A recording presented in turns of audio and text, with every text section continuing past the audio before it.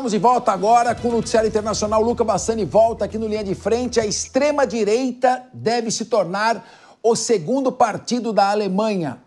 A coalizão entre União Democrata Cristã e União Social Cristã de centro-direita lidera as pesquisas para as eleições que acontecem neste domingo. Luca Bassani, o que esperar destas eleições, Luca? Isso é um reflexo do fracasso da gestão de Olaf Scholz? Sim, Capês. Inclusive, este tem sido um pleito que vai ser decidido antes do previsto, né? As eleições alemãs acontecem de 4 em 4 anos. O pleito que aconteceria em outubro deste ano 2025 foi antecipado após a coalizão social-liberal de Olaf Scholz desmoronar no final do ano passado e também o premier, né, o chanceler alemão, amargar uma alta impopularidade. O Olaf Scholz, que é do Partido Social Democrata, da centro-esquerda, mas que cada vez mais foi cooptado pelas pautas woke, se tornou um líder muito impopular, talvez um dos mais fracos aqui na Alemanha em muito tempo, até em relação ao seu próprio partido. Se a gente pensar em quadros históricos como Willy Brandt, como Helmut Schmidt, que eram grandes homens públicos e que falavam da maneira como deveria falar a nação e as outras nações. Tudo indica que Scholz, que nas últimas eleições conseguiu cerca de 25%, não consiga nem ao mesmo 15% neste pleito de domingo. E com isso, os partidos de direita, os conservadores, aqueles ultranacionalistas e alguns chamados de extrema-direita têm uma grande projeção. A União, né, chamada União Democrata Cristã ou Social Cristã, dependendo do estado da Alemanha que nós estamos, vai provavelmente ser o partido vencedor, com mais de 30% dos votos, cerca de 32%, 33%, dependendo da distribuição dos demais partidos. E tudo indica que o próximo chanceler será Friedrich Merz, um milionário da região da região NAV, que nós temos aqui, próximos de Colônia, próximos de Bonn, e que vai trazer a Alemanha para uma pauta mais conservadora, principalmente fechando as fronteiras. O que chama a atenção é que o partido Alternative für Deutschland, né, um partido muito nacionalista, chamado por alguns de extrema-direita, vai ser a segunda força na Alemanha, acima dos 22%, a melhor votação da sua história, os colocando de fato como uma voz dentro da sociedade que não se pode mais ignorar, né? Se nós pensarmos que muitos atentados aconteceram na Alemanha durante os últimos anos, as questões econômicas também estão de certa forma relacionadas a uma imigração descontrolada, e com isso nós vemos até mesmo a população jovem optando por essa vertente mais nacionalista e refutando aqueles partidos verdes, partidos tradicionais progressistas que querem fronteiras abertas e uma abertura irrestrita da Alemanha para outras culturas. A gente vai ficar aqui acompanhando, inclusive trabalharei nesse final de semana, estarei de plantão, trazendo aqui para vocês a apuração, e por volta aí já das 4 da tarde do domingo, já teremos projeções bastante concretas de quem será o próximo governante da Alemanha, a maior economia da Europa e a terceira maior do mundo. Lucas, só rapidamente uma pergunta. Nós estamos vendo aqui a ascensão de governos mais tendentes à direita, ou pelo menos o seu crescimento junto aos países da Europa. Marine Le Pen também na França. Na Grã-Bretanha parece que isso ainda não surtiu este efeito. Isso pode ser reflexo de uma crise econômica alta inflacionária, insatisfação, investimentos excessivos em política externa? Lembrando que a ascensão do Partido Nacional Socialista na Alemanha na década de 30 se deu no período de altíssima inflação, logo após o craque da Bolsa em 29 e as exigências excessivas do Tratado de Versalhes. Como você vê, claro que é um outro panorama no mundo hoje, mas uma ascensão de partidos nacionalistas com a vitória de Donald Trump, que é nacionalista e diz America First.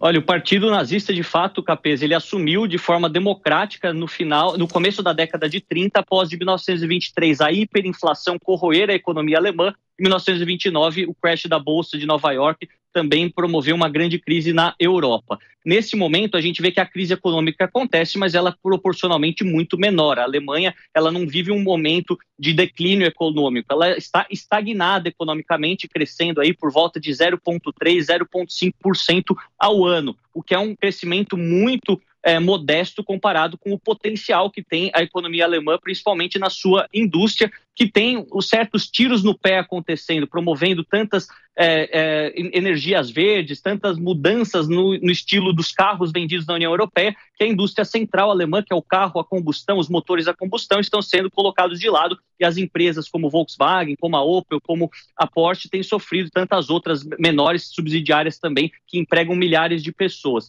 Ao mesmo tempo, a gente vê que a questão da política externa, ela também diz muito a respeito disso. Nós sabemos que Donald Trump tem um efeito que influencia os demais países do mundo, ele é um fenômeno eleitoral que influenciou no Brasil, na eleição de Jair Bolsonaro, influenciou na Itália, a eleição de Giorgia Meloni, Javier Milei, entre tantos outros, todos os cantos do mundo. Isso também reverbera aqui na Europa, mas o problema da política externa maior, além da guerra da Ucrânia e das questões energéticas causadas pelas sanções sobre a Rússia, tem a ver com a imigração descontrolada e com uma queda muito fácil de se perceber da qualidade de vida, da segurança urbana, da zeladoria urbana e também do alto preço dos aluguéis por conta de muitas pessoas mudarem-se para esses centros urbanos, o governo ajudar esses refugiados e muitas vezes se esquecer da própria população local ou dos imigrantes legais que não têm esse tipo de subsídio. Então, essas questões serão centrais, economia e imigração, assim como foi nos Estados Unidos, e tudo indica que a partir do mês de março, depois de 15 dias da formação da coalizão,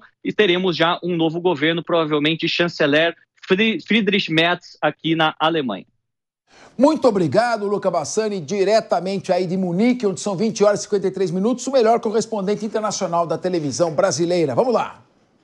Eu quero mandar aqui um beijo enorme para a dona Júlia Kobashi, mãe da Raquel Galinatti, para a dona Elka Rubinstein, mãe da Mônica Rosenberg, para a dona Patrícia, mãe da Maria De Carli, e para a dona Luísa Belucci, mãe do João Belucci, que estão nos assistindo aqui. Um beijo para vocês, mamães, nós adoramos vocês. João Belucci, como você vê essa questão do nacionalismo crescente dentro da Europa? Eu estava vendo estava lendo um livro muito interessante do Ryan Chapman, que ele diz o seguinte: o marxismo, que é a ditadura do proletariado, ele teve uma variação em Lenin e depois no grau mais elevado para Stalin e Mao Tse-tung. E também, através de George Sorel, chegou a Mussolini e Hitler.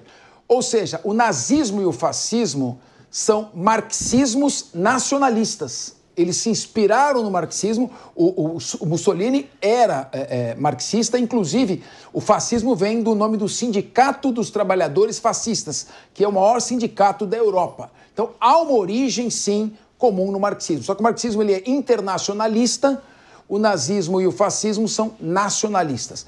Como você vê o perigo desta ascensão, se bem que Mao Tse-tung e Stalin mataram mais do que qualquer um. Não, mataram mais do que qualquer um e, como você colocou perfeitamente, eles são bem similares, né?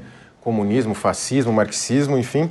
Mas eu vejo que a Europa hoje, ela está carente de um grande líder que represente a direita. A direita não, a Europa como um todo. Você tem o Macron tentando esse papel, o Olaf Scholz, talvez o pior primeiro-ministro que tenha passado pela Alemanha, de muita fraqueza mesmo, muito hesitante também. O Starmer na Inglaterra também, ele nenhum consegue ser o líder dessa Europa. E essa questão de que todo é colocado como extrema-direita, esses partidos de extrema-direita, eu discordo, na verdade, porque é um rótulo que é usado para tentar descredibilizar e desumanizar esses candidatos, que, na verdade, o que eles são contra são, essencialmente, imigração em massa para os seus países. Infelizmente, não há um direito natural de outros países, das nações, a migrarem uma para outra, a outra ser obrigada a aceitar. Nós tivemos na Inglaterra recente o caso que foi acusado as autoridades inglesas de esconder milhares de estupros de meninas inglesas porque teriam sido praticados por gangues de paquistaneses e o governo preferiu não divulgar tanto pela questão da xenofobia e tudo mais, o que não tem relação nenhuma, porque muitas dessas culturas adentro desses países ficam um tempo lá e depois criam seus próprios guetos, suas próprias leis, querem impor a sua lei nessas outras democracias quando a recíproca não é verdadeira. Quando europeus ou países de democracias ocidentais vão para esses países autoritários, não têm os seus direitos respeitados e têm que seguir as regras lá e não podem ter liberdade alguma. Então, a Alemanha luta pela sua sobrevivência. Eu espero que a direita ganhe. Eu entendo que o partido é de direita, não é extrema direita, como vem colocando, e não tem nada a ver com Hitler, nada disso, mas vai todo mundo colocando esse rótulo, como já fizeram com o Bolsonaro, com o Trump e tudo mais, e deu no que deu no Trump, ele voltou porque a população percebeu, pô, ele não é nada disso que estavam falando, machista, misógino, não sei o que, ele era um governante com falas duras e não tinha crime nenhum nele, viu, Capês? Muito bem, parabéns pela fala, João Belucci. Esse negócio de extrema-direita, eu também até acho que nem devia estar no gerador de caracteres. Por que extrema-direita? Está alguém defendendo Mein Kampf aqui? Está alguém defendendo a morte de judeus, de outras raças, de polacos, enfim, de imigrantes? Não. Se não estão propagando violência, nem extermínio, nem guerra, se a Alemanha é uma democracia, estão defendendo questões econômicas. Maria de Carli. Sim. Será que nós estamos errados? Não, eu acho interessante vocês tocarem nesse assunto. O João Belucci até falou sobre quem é a liderança na atual Europa e há um tempo atrás, há uma década atrás, eu nunca estaria dizendo isso, devido à crise econômica, à crise política que esse país vivia. Mas hoje a Itália, com a Giorgia Meloni, outra líder que dizem ser de extrema-direita, tem sido uma ponta muito firme aí dentro desse quebra-cabeça europeu. Então, é interessante falar como as coisas mudam, como as décadas mudam, como as demandas eleitorais mudam. E bem colocado aqui pelos meus colegas, a imigração se tornou, sim, a principal preocupação do cidadão europeu.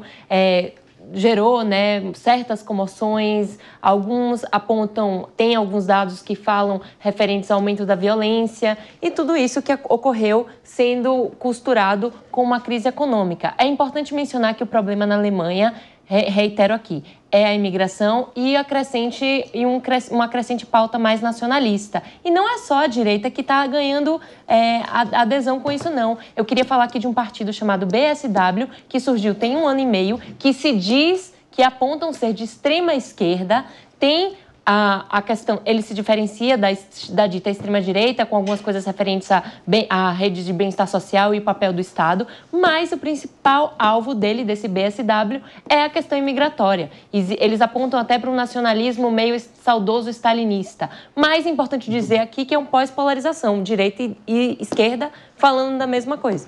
Agora, Mônica Rosenberg, dá para falar que uma ex-analista financeira, que é Alice Weidel, que é a líder da direita na Alemanha, não está se candidatando, está debatendo, está buscando voto num país que é democrático, traumatizado pelos excessos praticados pelos seus antepassados, que não tem nada a ver com isso.